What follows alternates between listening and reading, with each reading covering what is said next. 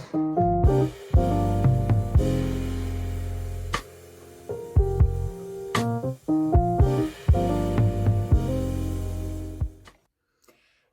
everybody, and welcome to a new episode of the Knitting in Holland podcast. My name is Camilla. I'm Italian, but I'm talking to you from the Netherlands, where I'm living with my partner and very sweet kitty. However, today I'm still talking to you from my void here, from this white wall that's still our bedroom. I did wanted to talk with you from our couch because our living room is taking a bit more shape, but our sweet kitty decided something different, and she really just wanted to sleep in the middle of the couch this afternoon.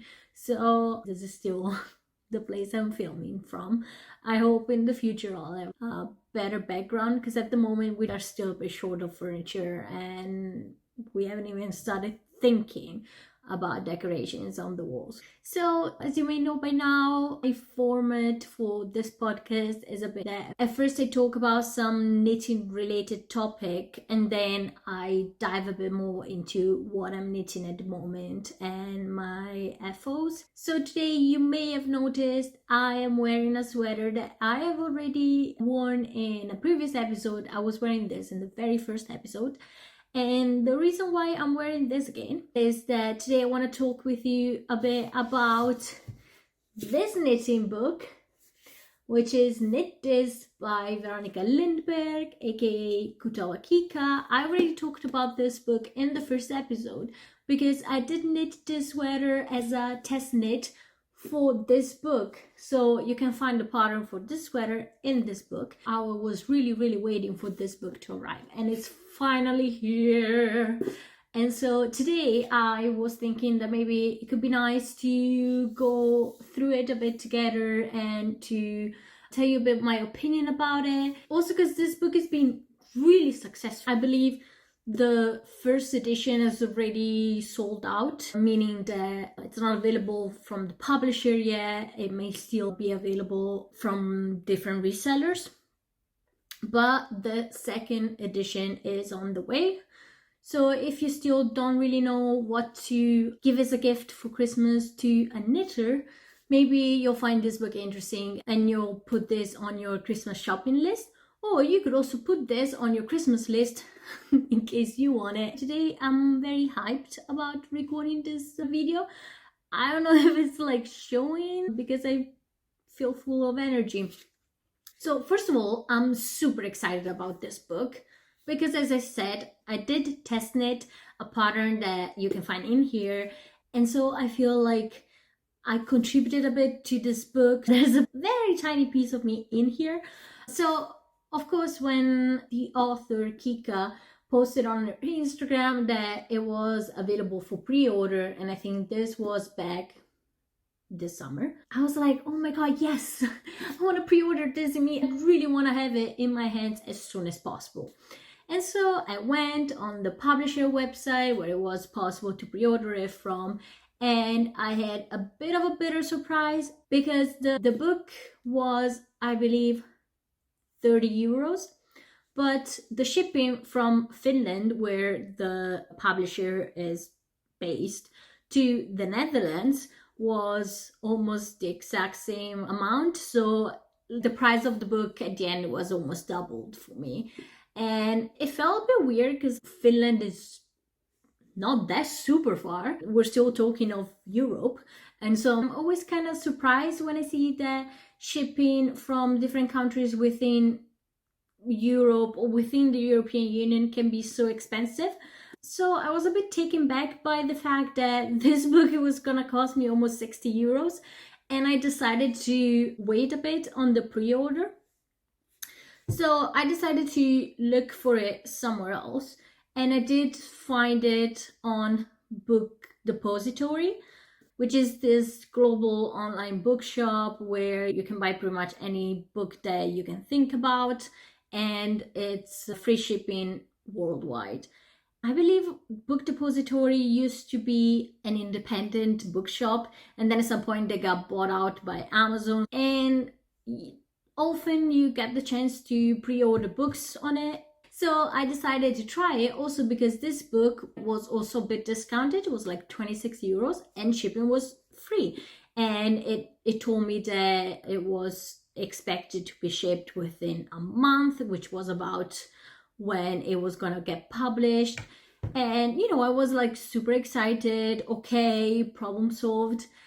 But until October, I still hadn't received my book. It was still saying awaiting publication when the book had been published for already almost 2 months. And I was starting to get a teeny bit pissed about it because I really, really wanted to hold this book in my hands. And so I just ended up canceling my order from Book Depository and finding, luckily, this book at Volverhalen. I hope I said it correctly, which is a knit shop here in the Netherlands. They also have an online shop and I ordered it from their website. So I paid the cover price plus shipping in the Netherlands, which is like 4 euros. So after about 2 days, I was already holding it in my hands, finally. So it has been a bit difficult to own this book, but now I'm seeing it more and more popping up on the Instagram pages of the knit shops that I follow. So here in the Netherlands, but also abroad. So I feel like it was just because it was really at the beginning and now it's getting very easy to find this book around. But yeah, so not a very success story with Book Depository. I don't know if I'll try use it maybe again in the future, but I mean, it was just a bit of a last option situation because maybe usually I don't really like buying books from Amazon or Amazon subsidiaries. So first of all, let's talk about the author. The author of this book is Veronica Lindberg, but as it also says here, it is better known on the World Wide Web as Kutova Kika. Kutova Kika in Finnish means literally knitting Kika, and it's also her handle on Instagram. So if you want to look her up, if you don't know her yet, just look for Kutova Kika. So she has, in my opinion, a bit of an unusual creative path, and she also tells about it in the first pages of the book where she introduces herself. I literally scrolled back to her very first post on Instagram, which it was a lot of posts back, and her first post that I could find was from 2013. All her first posts are knitting related, because she used to do a lot of knitting herself, and then she started making knitted beanies with super gorgeous color work, and then later in 2016 she opened a web shop where she would sell these knitted items. So this was the content she had on her Instagram until 2017, when she slightly pivoted towards creative photography, and then she just collected more and more following for her creative photography, and she really boomed on Instagram and on YouTube with her creative photography tutorials and videos. So she kind of made her name as a photographer on social media.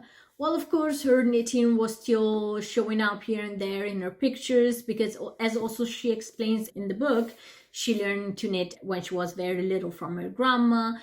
But then again, in mid 2021, she pivoted back to knitting. During the pandemic, she pretty much decided that creative photography wasn't giving her joy anymore, and she went back to knitting, and all her content on Instagram first and then on YouTube became solely dedicated to knitting.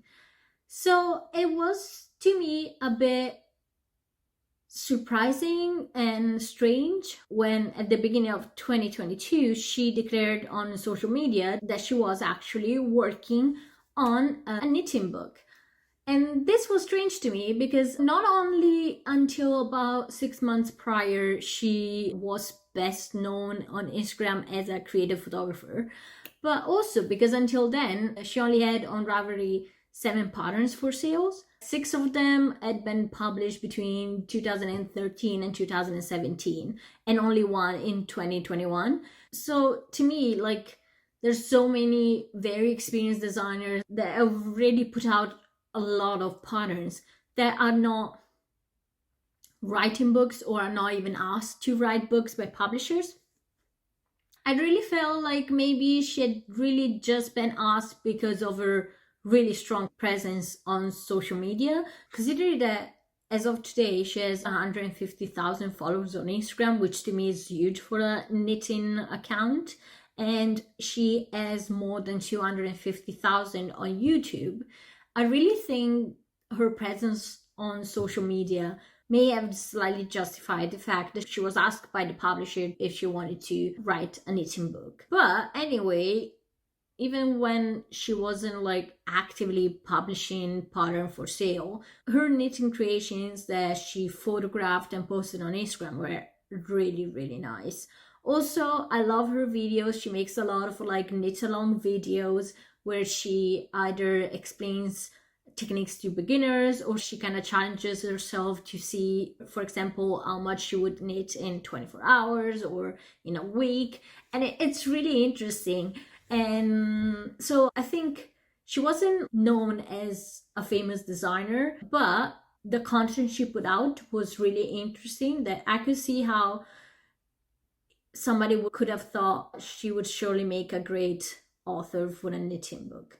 Also because this book has some truly gorgeous photography, even just simply the one on the cover, it's gorgeous, but throughout the whole book, you can really see how she has a background as a photographer as well. Also, as I was saying, her YouTube videos dedicated to beginners are really, really nice and interesting regarding like interesting tips. For example, one of my first knits for 2022 has been this beanie, which it's actually a free pattern by her, and she made a dedicated video and she showed how to make it, and then you have access to the free pattern.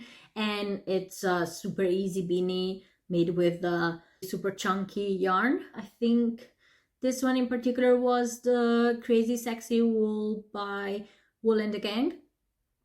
I really like it because it's super, super fluffy and super warm, but super cute at the same time, and also super fast to make because it's so chunky. And also kind of suits me well, so I'm just gonna keep it on because my house is cold. I look cute. Sorry about that. It's nice because even before publishing her book, you know, you had like her patterns of Ravelry and a couple of like free patterns available mostly through her YouTube channel. So from Kika's content, I could tell what her style would have been, and I liked it. And so, of course, when I saw that on the website you could actually sign up to become a test knitter for her, I did sign up and I did participate to the test knit, and I knew, or of course, that probably I would have really liked most of the patterns in the book. So to get to the book, now that you know the author, let's get to the book. So after introducing herself and telling about how she got into knitting, which is really interesting because she explains how big of a role knitting has had in her life so far. Then she gives nice explanations on how to read the pattern, or about knitters terms and languages, or knitters slang as she calls it. Also tips to care for your hand knits. It's really interesting and it's really nice. There's some things that are really interesting also for seasoned knitters. And then she explains some techniques, which I dare say are pretty intermediate advanced level, because she explained brioche stitch and Italian bind off, which are very present in her patterns. And then the patterns themselves are really pretty. They're a bit the romantic everyday style. You have 21 patterns, 10 of which are sweaters. I really, really like the big presence of sweaters, because I hate when like I buy a book about knitting and then there's like one sweater and the rest is scarves and shawls, and I'm like, I didn't want to knit a shawl. I wanted to knit a freaking sweater. That's what I knit. It's when it's not advertised that their book is going to be mostly about shawls, but it should be a bit of a variety. Instead, it turns out it's just about shawls. Instead, in this case, there is a very nice variety because we have 10 sweaters patterns, 2 cardigans, 4 beanies, 2 socks, 2 mittens, and 1 scarf, which I think it's a really nice variety all around to stay warm in winter, because all these patterns are autumn winter patterns. And first of all, when I look at a pattern, I always look at 2 things that really show if the designer did a good job, in my opinion. One is an indication of the ease that the sweater or the cardigan should have around the chest. And that's what I'm saying, because I hate so much when you can't find that indication and it only tells you the measurements for the finished garment. But if there's a picture with the model wearing the finished object, I really want to know what is the recommended ease for me to knit in order to achieve that look. It's something that I think is just polite to write, so I don't understand when designers just skip on that information altogether. And the second thing that I always look for in a pattern is if they do specify that the swatch should be blocked in order to check the gauge. In case you don't know or in case you don't do it, a swatch should always be blocked when you check the gauge. Only if you block a swatch, you'll know if really the gauge is correct. Blocking a swatch can easily give you less rows and less stitches in a 10 centimeter square than an unblocked swatch, and that can really throw off completely the fitting of your final garment. So always block your swatches. But she actually does tick all the right boxes. Her patterns are really, really well written, which is a good thing, coming also from somebody that didn't have a big crazy experience in publishing patterns before writing this book. The patterns themselves, I think they're also very accessible for not very experienced knitters, because for example, there's no short rows anywhere. This sweaters clearly did not have short rows because it's just a top-down raglan without any short rows, without any shaping, and you can kind of see it, like the back does not come higher than the front. Most of the times I don't know if I'm wearing the front or the back in the front. It doesn't really matter because it's the exact same sweater in the front and in the back. But for those garments that are going to be a little bit more shaped, she does simply work them flat in separate pieces. And so at the end, you'll have to sew together these pieces. So if you're not a big fan of sewing, maybe this is not the book for you. But again, there's patterns that are not shaped like this one, so they're just knitted top down, so there's also no sewing. So I think, like, all in all, I love most of her patterns. I love most of them. I do have some favorites that I would like to knit in my close future, and I'm just quickly gonna like show them to you without, of course, spoiling anything. If you want to have the pattern, you gotta buy the book.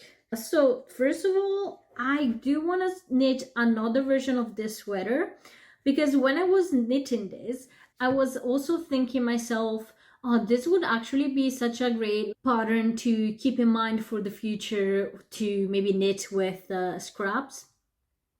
And guess what? She did the exact same thing, because also in the book, so this is the version I'm wearing, and this is the version she did knit with the scrap yarn. So we actually had the exact same idea. And I do plan on knitting one with scrap yarn, because I'm actually kind of setting aside in a dedicated box all the bulky scrap yarn I have. It's like a bit of drop swish, a bit of yarn knitters, the petite wool and some other yarn of the same weight. So that one is definitely on my knitting list. Another one that's definitely on my knitting list because it's just so beautiful, it's the Ivy sweater, which I just like how it has this gorgeous lace yoke and it's just so pretty. Then we have the Hello There Mohair beanie, which is this cute pink beanie, which is a very typical hipster beanie. But remember when in the last episode I showed you those 3 cakes of mohair yarn that I was kind of playing with the idea of knitting Oslo hat by the Petite Knit with it? Well, this hat, the Hello There Mohair beanie, it's actually knitted simply with 3 strands of mohair. I believe it's just a great project for those random and lonely skeins of mohair that are lying around. So I was maybe thinking of like putting the 3 strands of the 3 different shades of blue together, and in case I would knit it for myself. We have then the Lazy Cat cardigan, which is this gorgeous cardigan, which is actually knitted with 2 strands of drops hair. So it's gonna be super amazingly fluffy. And I really like this cardigan. Like, I'm not a huge cardigan knitter. Like, I wear cardigans, but usually not to go out. I only use cardigans at home. I don't know exactly why. But this cardigan gives me stay at home, super comfy in the winter and warm kind of vibes. Which is the vibes I look for in a cardigan. So this one is definitely on my knit list. Another sweater from her book that I definitely want to knit is the Secret Crush sweater. And this sweater actually has a, let's say, a strange story because she did design this sweater and then she tried to knit it all in 24 hours. She made a vlog about this challenge she did with herself to knit, to see if she could knit for 24 hours straight, and especially how much of a sweater she could knit during those 24 hours. And the sweater she did knit was indeed this one, the Secret Crush sweater, and it's really so pretty because she has a huge lace yoke and then underneath is brioche. And I also love that it has a slit, so it's a bit like wider at the bottom. And I'm just like really into oversized sweaters right now, and this just is like the perfect deal. There's 2 more sweaters I really want to knit from this book, and one is the Maybe Forever sweater, which is this gorgeous brioche sweater knitted with drops air. And again, it looks super fluffy, super comfortable, and just one of those everyday staples to keep in your closet. And finally, there's the most intricate color work of the whole book, which is the Dirty Caramel sweater. And I honestly fell in love with this sweater the moment she started posting about it on her social media. She also made a dedicated video to show her design and knitting process for this sweater, and it's just so pretty. I actually wanted to test knit this sweater, but I'm not myself super experienced with the color work yet. Like, I do knit color work here and there. I'm not like a huge color work knitter. So the deadline for the test knit was a bit tight for me and I decided to pass it. But it's definitely on my knitting list because it's just beautiful. Also, I love the colors she chose.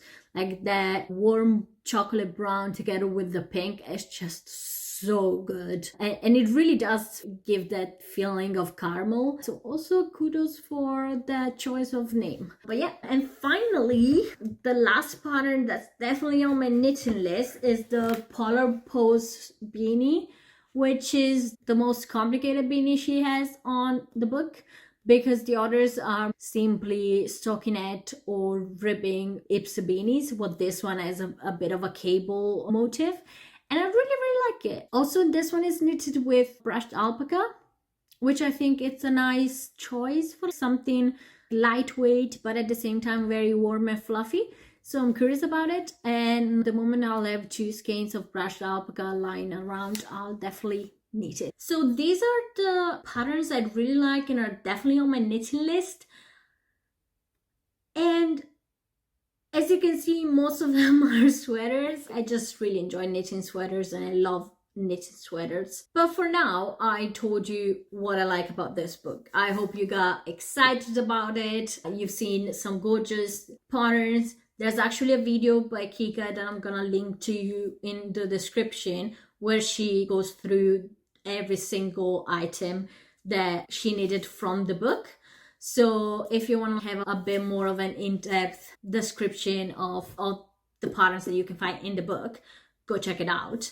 But if this is an honest review, it can't be all good. There must be some small critics from my part. So first of all, from the very first pages, it's not really clear to me who is the ideal audience for this book. Because as I showed you, she gives in the beginning these amazing pages where she explains how to read patterns and knitting terms and how to care for knitted items, which to me are great information for somebody that's really picking up the needles almost for the very first time.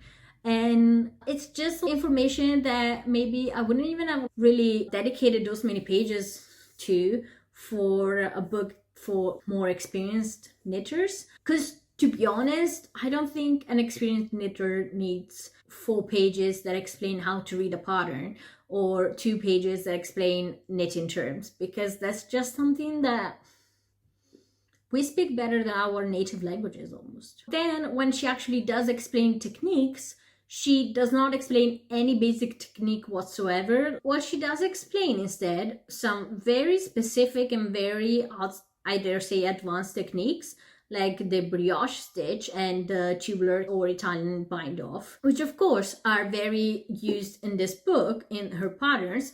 So at the end of the first 10 pages, I'm not sure, is this book for beginners or for intermediate and advanced knitters? And also the patterns themselves are not that super beginner friendly, with the exception maybe of this specific sweater, because this one is honestly like the easiest sweater I knitted in the past year. This sweater is honestly 100% beginner friendly, but there's other sweaters that are definitely a very advanced project, because we have intricate lace patterns and charts to read. For example, the Ivy sweater that I showed you with the very intricate nice lace yoke, but also the Secret Crush sweater, which is the one that she did the challenge, knitting it in 24 hours, that has both of a lace yoke and a brioche stitch body. Also the Dirty Caramel sweater, which is the one here in the back, which is quite an intricate color work with a big chart to read in order to knit it. So like, these are pretty advanced techniques. They're definitely not for a beginner. And that just like left me a bit perplexed. I just couldn't really understand who the perfect audience for this book would be. Because if the audience is an advanced knitter, then all the first pages dedicated to techniques and language, they're just useless. It's just paper that got wasted. It's nice to read it, but it's just something that's not needed to an experienced knitter. And I do think that most of these patterns are not for a beginner knitter. Definitely not. There's a lot of techniques used that unless you are a bit experienced with knitting, you would have to really go and look them up on internet or on YouTube tutorials, because are also not explained in the book. Also, the second thing I really didn't fully like, which I also slightly referenced to previously, is the fact that there's no short rows in any pattern. And that, again, in a beginner's friendly sweater, I understand, because when you're starting to knit your first sweater ever, you don't really need to see short rows. It's just a step that you can take a bit later. But if the book is indeed targeted towards experienced knitters, as most of the patterns kind of make me think it is, then you would be somebody that already knows how good short rows work in order to shape nicely a sweater and really make a sweater turn into something that really looks store-bought. Well, of course, if you don't use short rows, you always end up with those sweaters that you can't really tell the front from the back, and they're a bit always kind of cutting you in the middle of the neck. So short rows are important to make a sweater really look neat and almost store-bought.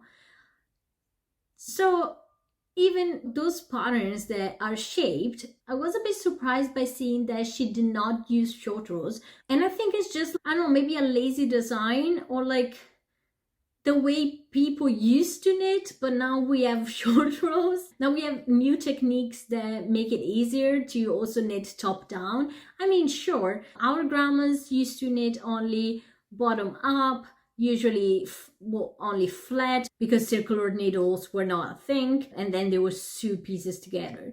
But today that we knit most of the things top down, short rows are a really, really good technique. I know a lot of people hate them, but I actually have fun with them, and it really pays off. Like, the end result really, really shows the effort. So this technique of like knitting pieces and then sewing together to obtain the shape that otherwise could have been attained with short rows maybe looks a bit like a lazy designing technique. Meaning that I'm not saying she didn't do her job, but maybe simply it may be a sign of her not having that much experience designing a sweater in order to publish it as a pattern. And again, that may be a bit of an obstacle for people that instead really, really hate knitting flat and having to sew parts together afterwards, especially if you tell them from the beginning that their sweater is knitted top down, and then they find themselves actually having to work a shoulder separately from another shoulder and then having to sew together. It's just something that could drive somebody crazy. Lastly, the other thing I didn't really like is that out of 21 designs, 2 are socks. So let's say out of 19 designs, 9 of them have used mohair.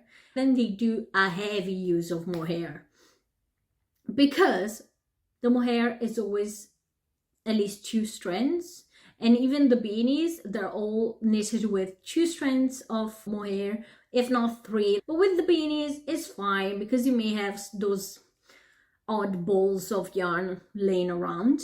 But for sweaters, actually using 2 strands of mohair throughout a whole sweater, it can get pretty expensive pretty fast. She usually mostly uses, for example, Knitting for Olive, which, if I'm not mistaken, is about like €8 a skein for the silk mohair yarn. And without considering people that just don't like mohair, or that their skin really has a bad reaction with mohair, and that's just a bit limiting. I think at the same time it's a bit of a trendy thing. Like, now the knitting world is all about mohair. It's almost difficult to find a pattern that doesn't require mohair as a second thread, which is kind of strange because we went super good without mohair from the 80s to a couple of years ago. But all of a sudden, mohair is all over the place. I've knitted some perfectly fine sweaters without mohair that are still super fluffy and nice and comfortable, and they look super well even if they don't contain any mohair. And I did it both because despite mohair not having any bad reaction with my skin, I'm not a huge fan of all the fluff flying around all the time. I already have a lot of cat hair that gets stuck to my black pants. I don't need extra hair and fluff to get stuck to my black clothing. Also, the simple fact that it's just expensive, it kind of doubles the budget for a sweater, if not triples it if you need to use 2 threads of mohair. So a lot of times I just don't see the need to use mohair. And I can see why this choice of using so much mohair in her patterns could be a bit limiting for those people that just don't want to use mohair. So for example, out of the 8 patterns that I showed you that are on my knitting list, actually only 3 have mohair in it, because I did kind of choose those that didn't have it because my subconscious knows that I don't have money right now to knit a sweater with mohair. So I kind of choose the sweaters that don't really require it. And also I'm not a big fan at the moment. So yeah, maybe it would have been nice to have less patterns that also require mohair. Also, most sweaters are oversized, so they do need a lot of yarn. It can get expensive for somebody that maybe can't really afford to knit a sweater with 2 threads of mohair and another yarn. So these are my slight critiques to this book, but all in all, it's a beautiful book. Love the pictures, love most of the patterns. I think they're nice essentials that you can wear throughout most of the winter and the autumn. Again, it's only winter and autumn designs, which is another thing that maybe it would have been nice to have also a couple of lighter designs, just to have a bit of all year round knitting book. But it is definitely a book that I'm happy to have on my bookshelf. It is a book I'm gonna go back to more than once to knit the content of it. So I'm happy with my buy. I'm happy to have participated in its creation. I hope you got a nice idea of it from my review. And maybe, you can give it as a present or add it to your Christmas list. So let's go to my whips, and today I just have one whip to show you. That's also why I went a bit longer with the book review, because I'm still going strong with my Christmas knitting, but I kind of at the same time didn't really want to spoil to you the final product, because maybe I'll do like a recap at some point in the future. So it's just going slowly but steady. Christmas is approaching, but I'm not losing hope yet. But I did cast on another sweater just for me. I'm like, stop procrastinating knitting sweaters for yourself, but I couldn't resist because I had this gorgeous, amazing yarn in my stash that just needed to be put on some needles. So this yarn is a Chic blend by Lanivendole, and it's in this gorgeous like deep green and also with some hues of blue. And I love this because this is actually made 60% with Abruzzese wool, which is the Italian wool that comes from the region of Abruzzo, which it's situated in the middle south of Italy. 20% alpaca and 20% mohair. I have to say, I just like talk so much about not wanting to knit with mohair, and then I'm knitting with a yarn that contains mohair. Yes, because actually I like mohair when it's part of the yarn. It's one of the fibers that make up the yarn. I'm not a big fan of mohair. It's a single thread that you knit together with that yarn. Yeah. So this yarn by Lanivendole, again, not sponsored in any possible way for this video. I paid this with my money. Lanivendole is an amazing brand because they only produce yarn with 100% Italian fibers. So this yarn is 100% Italian, and it's also spinned in Italy, and it's hand dyed by the 2 amazing women that make up the Lanivendole team in Italy. It's just gorgeous. It's super soft. I love the fact that it's indeed Italian yarn. Not only because it's Italian and I'm Italian and there's a bit of like patriotic pride kicking in, but most importantly, because today I want to tell you a bit about the aspect of the origin of a yarn and how this can really impact the sustainability of a yarn.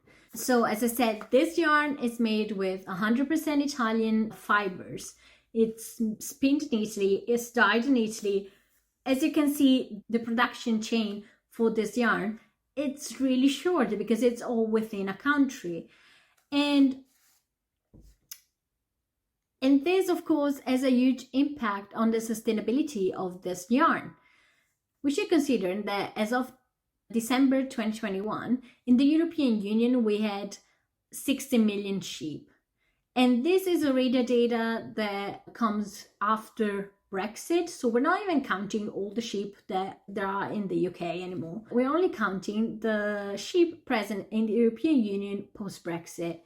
And still, however, despite this huge amount of sheep, which, by the way, as a comparison, is more than the whole population of Italy. Despite that, we actually mostly import wool from South America or Australia and New Zealand. Why are we consuming in Europe wool that comes from literally the two opposite directions of the globe? And especially, I want to point out to you a couple of brands that are pretty mainstream.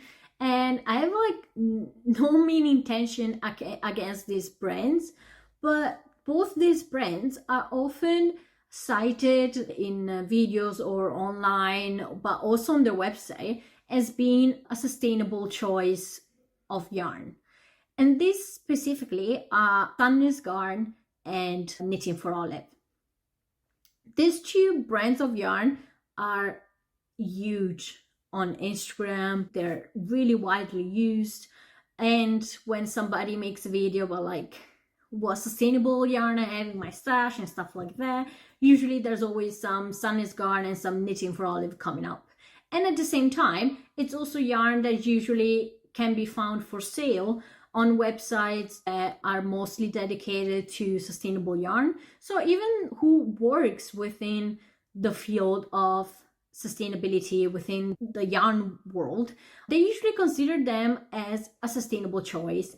And I just don't understand this, because Sunless Garn for example, is a Norwegian brand. It advertises itself as the Norwegian brand for wool since 1800 something. But actually, out of the whole range of yarn that they sell, only 5 of them are made with Norwegian wool. While for every other type of yarn they produce, the fiber is imported. And specifically, the merino wool is imported from Australia, while the alpaca is imported from South America. The other brand I'm bringing as an example is Knitting for Olive, which is really often described as a sustainable yarn. They also really emphasize on their website how many different sustainability certificates their yarn has. But again, for example, they import the merino from South America and their cashmere from China and Mongolia. So this wool that we use in Europe to nicely knit up our garments, thinking that we're choosing some great sustainable yarn, actually has traveled thousands of miles before arriving to us. Doesn't matter if it's traceable, if whoever produces it really takes amazing care for the animals, if it's certified in 1,000 different ways. Also, those sustainability certifications are not really fully to be trusted, because what exactly they imply is a bit blurry still. So I wouldn't really think that a yarn is extremely sustainable just because it's putting out there that it has so many sustainability certifications. We really do need to consider that transportation, especially commercial transportation, makes up 27% of the global greenhouse emissions. So that is really something we should really consider when buying our yarn. And that's why Lanivendole is a yarn that I really like for its short supply chain, as well as, for example, Studio Solas that I talked to you about in my first episode, who also sources her wool locally in the Netherlands, and when that is not possible, she sources it in the UK, so at least still within the European continent. The origin of the yarn is extremely important, and it's something that should not be overseen when you choose a yarn. I'm not saying I'm never gonna knit with Sunless Garn or Knitting for Olive. They're not the worst. I just don't like how they are often advertised as one of the most sustainable choices out there, when there's way better sustainable choices to make without looking much farther. So what I'm inviting you to do is kind of go beyond what even the brand itself could tell on their website, that they're super sustainable, that their yarn has 1,000 different certifications. But always look for the dedicated page. If a brand really wants to work about sustainability to make an impact, they usually have a page on their website dedicated to sustainability. Please see what they tell you there, and if they can convince you that their brand is truly sustainable. Usually it will talk about traceability, origin of the fibers, animal welfare, sometimes about working rights of the people that work in spinning mills, for example. It definitely should tell you about the production chain of the yarn. If a yarn has traveled more than the kilometers that you have traveled in the past 5 years, maybe it's not a good choice sustainability wise. But if also you're not satisfied with the information that a brand gives you on the website, please don't hesitate to email them. Don't hesitate to email their customer service to ask for more information. I did do it in the past. I've had brands that have really given me very detailed information that simply they don't put on the website because maybe like a common consumer wouldn't be interested into, but somebody like me that I have a bit more of a knowledge about sustainability and I really do want to know more, they're actually happy to give me the information that they have regarding the sustainability of their yarn. I've also had instead brands that haven't even answered me, so that was not a great job from their customer service, because in that case they just lost a customer. I literally just did not buy yarn from that brand because I simply could not understand if the description of themselves as sustainable that they were giving on the website was simply something they would put out there just to sell more yarn. They could not convince me at all. Always check what the websites say. Of course, I'm talking about websites because it's a bit easier to check information about origin and other sustainability factors regarding the yarn from the website of the brand. So when you're in a physical store, it might be a bit more difficult unless you take out your phone and really Google the brand and really see what the brand tells you about. It's something that you can definitely do. But I'm talking about website because it's a bit easier when you shop online to have those information right there, super accessible to you. But do check out sustainability pages. Do inquire more if you're not convinced. Just go beyond the certifications that they just put out to you. So if you're curious, just go a bit beyond and ask questions. That's just the message I want to put out today. But so far I've only spoken about the yarn and I haven't really told you what I'm knitting with it, because I'm knitting a Pippin sweater. This gorgeous, oh my god, it's amazing. I'm seeing it now in the camera with the nice lighting and it's just so beautiful. It's the one of the most recent patterns by the Knitper Girl and it's really gorgeous. It's a really nice sweater with a fine pattern of knits and purls that turns out to be this cute, really nice motif. I really like it. I just don't know if I chose the right yarn, because I knit the gauge with a 3.75 millimeters needle, and I hate that because I don't have the points for my circular needles. So what I did, I knitted it with 3.5, just really leaving my stitches very soft on the needles, not really tight. And that way I did achieve gauge perfectly anyways. But at the same time, despite achieving gauge, sure, if I'm big of a fan of like how it's not really see-through, but it's also not like the thickest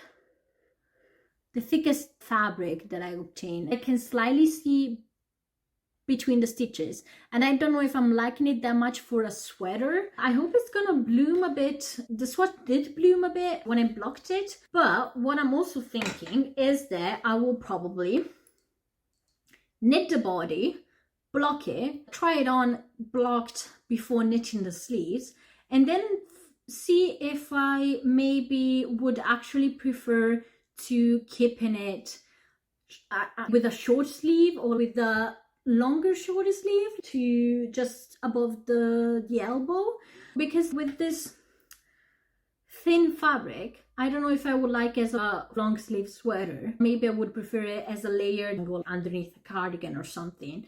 And so maybe it could be a nice option to keep the sleeves shorter. The yarn is amazing. Maybe it wasn't the greatest choice for this specific pattern. Maybe I would have obtained a thicker fabric if I knitted it together with the strand of mohair. But by now, I think that after watching this episode for so long, you have understood my opinion about mohair. It looks amazing. I'm really happy. I love the pattern. I love the yarn.